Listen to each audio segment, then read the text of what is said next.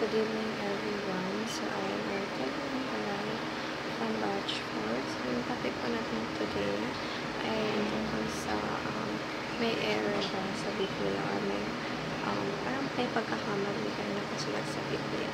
So dito po binahagi ni Pastor Russell of course ang kahalagahan na pagbabasa ng Biblia, ano yung mga benefits ng pagbabasa ng Biblia at ano ba ang Biblia. Pero dito, mas ini-emphasize ni Pastor Russell kung meron bang pagkakamali, meron bang like may mga opinionated pang mga salita,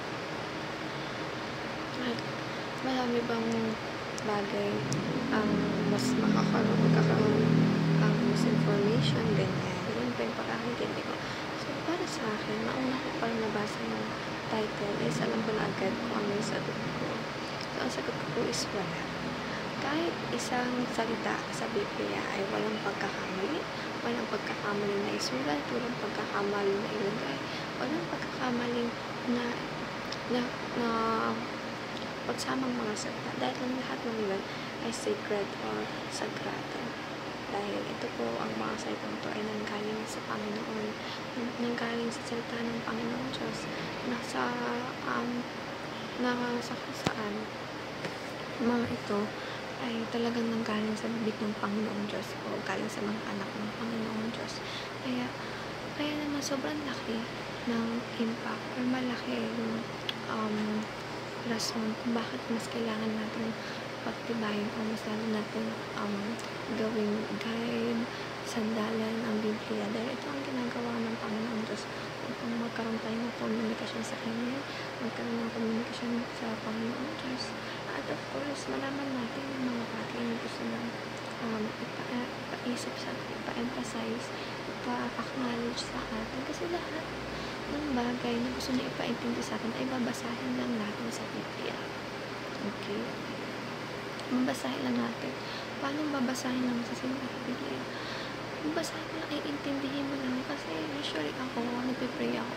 Tapos hihingi ako ng Bible verse sa kanya. Ibibigay niya yung bagay o salita na gusto kong marinig at after nagiging okay ako. Kasi alam ko, ang Panginoon Diyos ang kumakausap sa akin, ang nangungusap sa akin, ang nagkakaroon ng ideya sa nararamdaman ko ngayon at mas binubus na yung sitwasyon ko.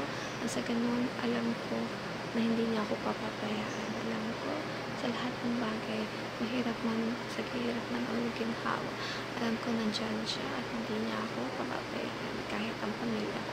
Kaya mahalaga na pag nagpipray tayo, hindi lang para sa atin. Isama natin yung mga mahal natin sa buhay. Of course, yung mga nais natin ipag-pray, mahal na lang natin sa buhay, yung hindi, yung mga bagay na iniinsan natin, ibigay natin lahat sa kanya. Wala tayo ititira para sa sarili natin. Lahat ay para sa Panginoon Diyos, lahat ay itataas para sa Panginoon Diyos, at ang lahat ng bagay ay para lamang sa Panginoon Diyos. Pati rin ang ating boses, lakas, lahat ng papuri at pagsamba ay itinataas ng dapat natin sa Panginoon Diyos. So, patuloy tayo magbasa ng Biblia, lagyan natin sinasabi sa bawat video natin, at huwag natin nahayaan na mahiwalay tayo sa Panginoon dahil mas malaki o yun ang bagay na pagsisisihan natin sa life. So that's all everyone. Have a great day ahead for tomorrow and have a blessed Sunday ahead for tomorrow. Bye!